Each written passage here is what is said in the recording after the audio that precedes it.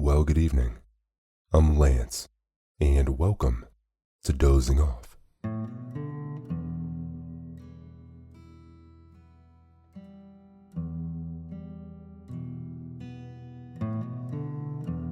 Dozing Off is a podcast where I'm going to read you to sleep. I'll narrate short stories and classic literature in this deep and relaxing tone to allow you to put your overactive mind at ease and doze off.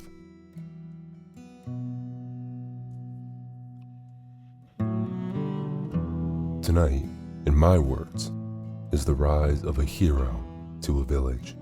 This one is by Jack London, and it is called The Story of Keesh. And the story of Keesh is about a man who exercised headcraft and not witchcraft and rose from the meanest igloo to the head man of his village. I hope you enjoyed this one tonight. If you're here tonight, I appreciate you so much for being a part of the Dozing Off community and making this a part of your bedtime routine. If you do enjoy these stories, please be sure to leave a review and leave a rating. Without further ado, fluff up your pillow, pull the comforter up, close your eyes, because here we go.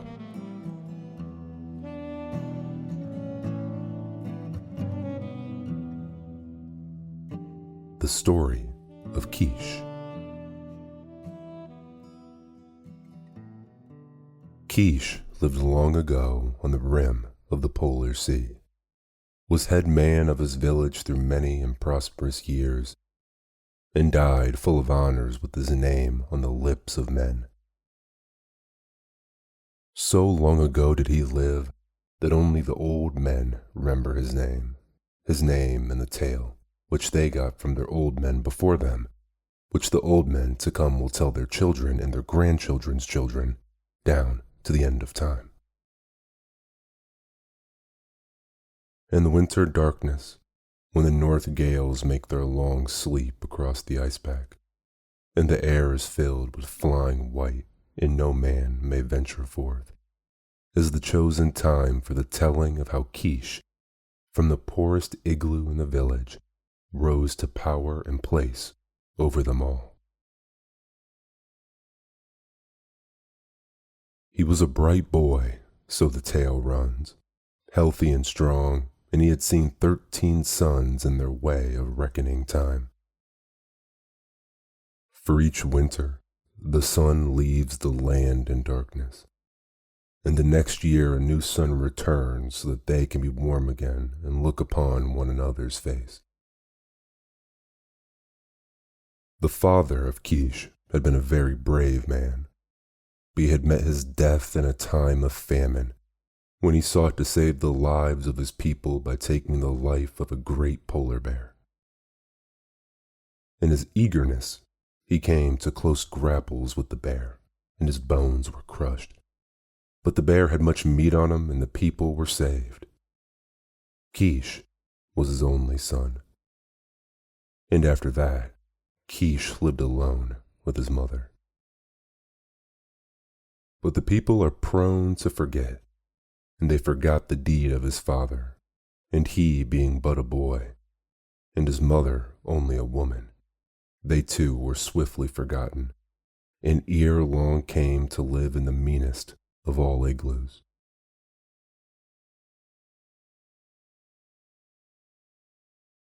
It was at a council one night, in the big igloo of Clash Kwan, the chief, that Keesh showed the blood that ran in his veins, and the manhood that stiffened his back.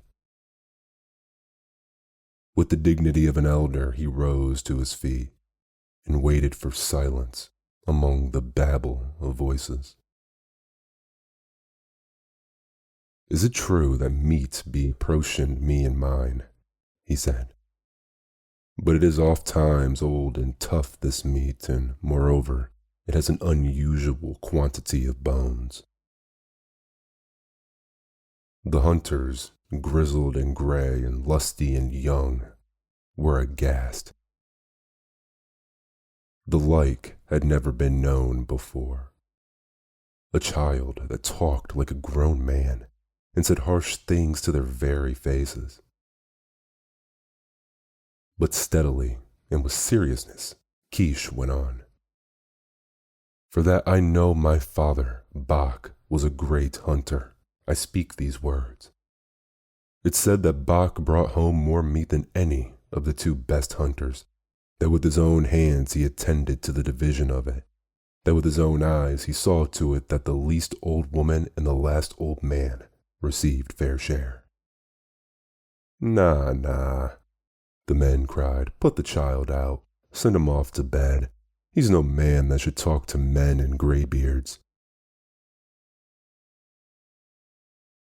He waited calmly till the uproar died down. Thou hast a wife, Ugluck, he said, and for her dost thou speak. And thou too, Mazook, a mother also, and for them dost thou speak. My mother has no one, save me, wherefore I speak. As I say, thou Bach be dead because he hunted over keenly. It's just that I, who am his son, and that Akiga, who is my mother and was his wife, should have meat in plenty so long as there be meat in plenty in the tribe. I, Keesh, the son of Bach, have spoken. He sat down, his ears keenly alerted to the flood of protest and indignation his words had created. That a boy should speak in council, old Ugluck was mumbling. Shall the babes in arms tell us men the things we shall do? Masook demanded in a loud voice. Am I a man that I should be made a mock by every child that cries for meat? The anger boiled a white heat. They ordered him to bed, threatened that he should have no meat at all, and promised him sore beatings for his presumption. Keesh's eyes began to flash, and the blood to pound darkly under his skin. In the midst of the abuse, he sprang to his feet. Hear me, ye men, he cried. Never shall I speak in the council again, never again till the men come to me and say, It's well, Keesh, that thou shouldst speak. It's well, and it's our wish. Take this now, ye men, for my last word. Bach, my father, was a great hunter.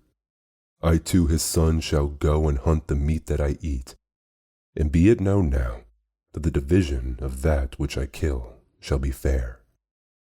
And no widow nor weak one shall cry in the night because there's no meat, when the strong men are groaning in great pain for they've eaten over much.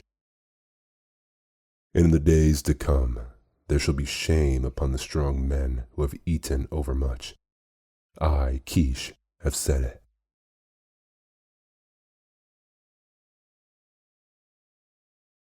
Jeers and scornful laughter followed him out of the igloo, but his jaw was set, and he went his way, looking neither to right nor left. The next day he went forth along the shoreline, where the ice and the land met together. Those who saw him go noted that he carried his bow, with a goodly supply of bone-barred arrows, and that across his shoulder was his father's big hunting spear. And there was laughter and much talk at the event. It was an unprecedented occurrence. Never did boys of his tender age go forth to hunt, much less to hunt alone. Also were there shaking of heads and prophetic mutterings, and the women looking pityingly at the Akiga, and her face was grave and sad. He'll be back ere long, they said cheeringly. Let him go. It'll teach him a lesson. the hunter said. He'll come back shortly, and he'll be meek and soft of speech in the days to follow. But a day passed, and a second, and on the third a wild gale blew, and there was no Keesh. Ikega tore her hair and put soot of the seal oil on her face in token of her grief. And the women assailed the men with bitter words and that they had mistreated the boy and sent him to his death. And the men made no answer, preparing to go in search of the body when the storm abated. Early next morning, however, Keesh strode into the village. But he came not shamefacedly. Across his shoulders he bore a burden of fresh-killed meat, and there was importance in his step and arrogance in his speech. Go, ye men, with the dogs and sledges, and take my trail for the better part of a day's travel, he said. There's much meat on the ice, a she-bear and 2 half-grown cubs. Ikega was overcome with joy, but he received her demonstrations in manlike fashion, saying, Come, Ikega, let us eat, and after that I shall sleep, for I am very weary. And he passed into their igloo and ate profoundly, and after that slept for 20 running hours.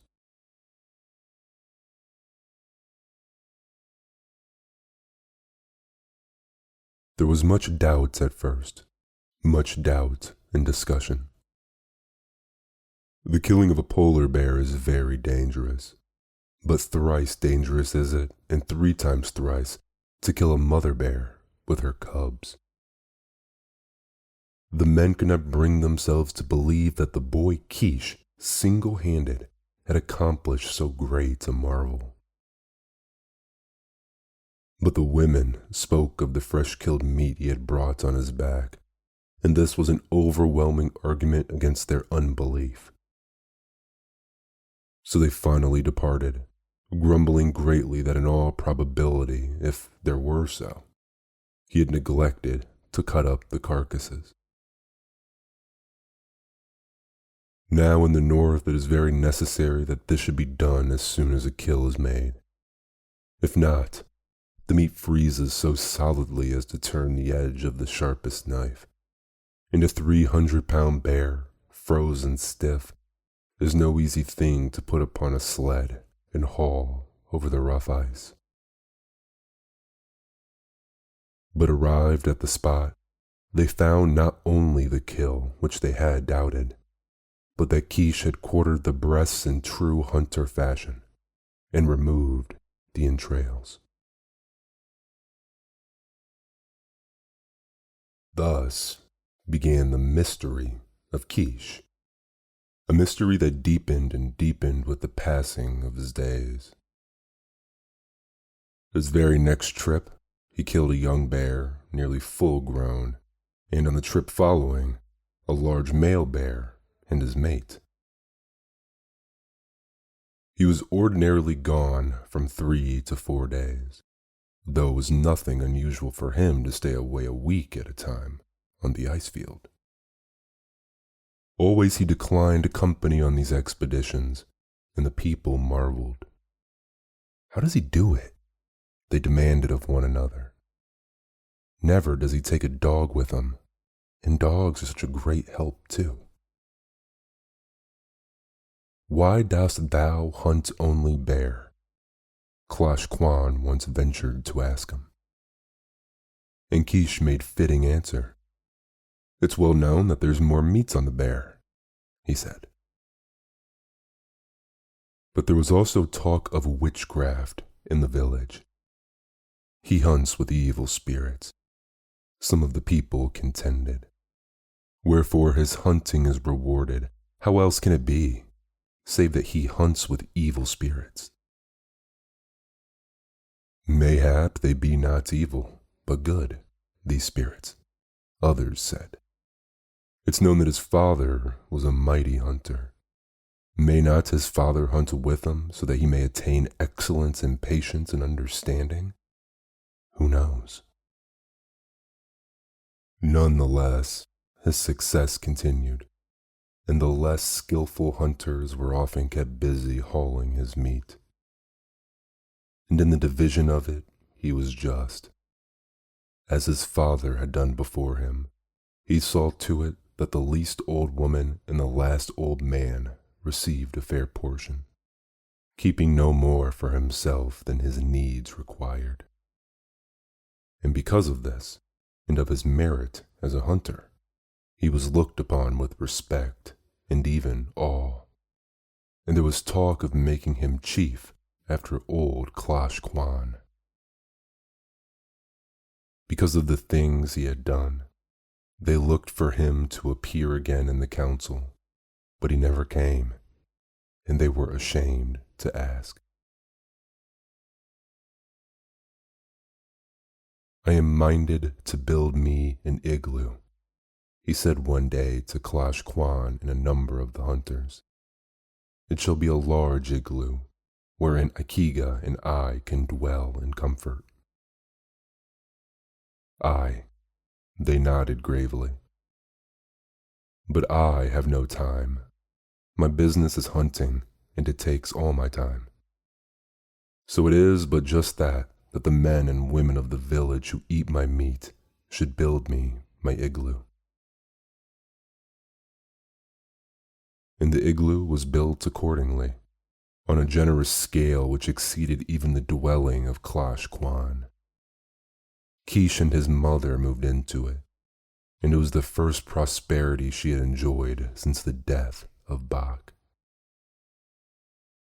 Nor was material prosperity alone hers, for because of her wonderful son and the position he had given her, she came to looked upon as the first woman in all the village, and the women were given to visiting her, to asking her advice, and to quoting her wisdom when arguments arose among themselves or with the men. But it was the mystery of Keesh's marvelous hunting that took chief place in all their minds. And one day, Ugg Luck taxed him with witchcraft to his face. It is charged, Ugg Luck said ominously, that thou dealest with evil spirits, wherefore thy hunting is rewarded. Is not the meat good? Keesh made answer. Has one in the village yet to fall sick from the eating of it? How dost thou know the witchcraft be concerned? Or dost thou guess in the dark merely because of the envy that consumes thee? And Ugg Luck withdrew discomfited, the women laughing at him as he walked away. But in the council one night, after long deliberation, it was determined to put spies on his track when he went forth to hunt, so that his methods might be learned. So, on his next trip, Bim and Bon, two young men and hunters of the craftiest, followed after him, taking care not to be seen. After 5 days they returned, their eyes bulging and their tongues a-tremble to tell what they had seen.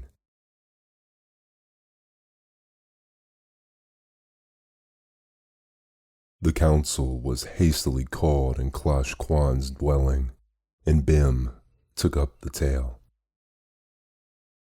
Brothers, as commanded we journeyed on the trail of Keesh, and cunningly we journeyed so that he might not know. In midway on the first day, he picked up a great he-bear. It was a very great bear.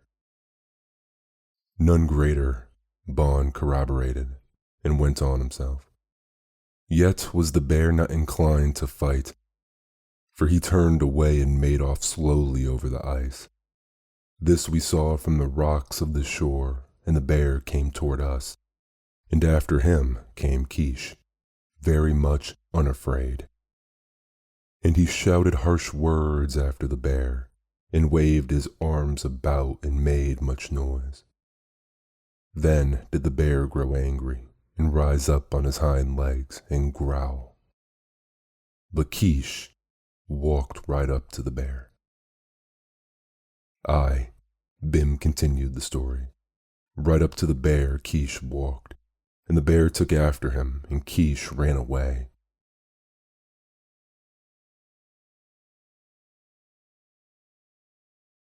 But as he ran, he dropped a little round ball on the ice, and the bear stopped and smelled of it, and then swallowed it up. And Keesh continued to run away and drop little round balls, and the bear continued to swallow them up. Exclamations and cries of doubt were being made, and Ugg Luck expressed them open belief. With our own eyes we saw it, Bin affirmed. And then Bon, with our own eyes, and this continued until the bear stood suddenly upright and cried aloud in pain, and thrashed his 4 paws madly about. And Keesh continued to make off over the ice to a safe distance, but the bear gave him no notice, being occupied with the misfortune the little round balls had wrought within him. Within him, Bim interrupted, for he did claw at himself and leap about over the ice like a playful puppy. Say, from the way he growled and squealed, it was plain it was not play, but pain. Never did I see such a sight. Nay, never was such a sight seen. Bon took up the strain, and furthermore, it was such a large bear. Witchcraft, Ugg Luck suggested. I know not, Bon replied. I tell only of what my eyes beheld, and after a while the bear grew weak and tired, for it was very heavy, and he had jumped about exceedingly violent. And when he went off to the shore ice, shaking his head slowly from side to side, and sitting down ever and again to squeal and cry. And Keesh followed after the bear, and we followed after Keesh, and for that day and 3 days more we followed. The bear grew weak, and never ceased crying from his pain. It was a charm, Ugg Luck exclaimed. Surely it was a charm. It may well be. And Bim relieved Bon. The bear wandered, now this way and now that, doubling back and forth and crossing his trails in circles, so that at the end he was near where Keesh had first come upon him. By this time he was quite sick, the bear, and could crawl no further, so Keesh came up close and speared him to death. And then? Clash Quan demanded. Then we left Keesh skinning the bear and came running that the news of the killing might be told.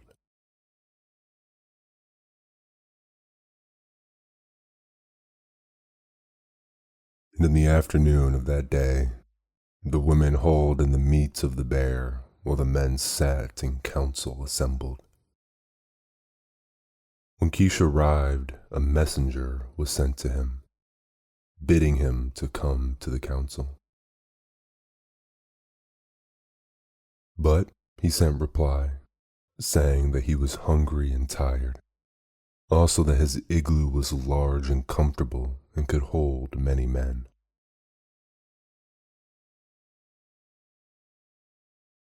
And curiosity was so strong on the men that the whole council, Clash Quan to the fore, rose up and went to the igloo of Keesh. He was eating, but he received them with respect and seated them accordingly to their rank.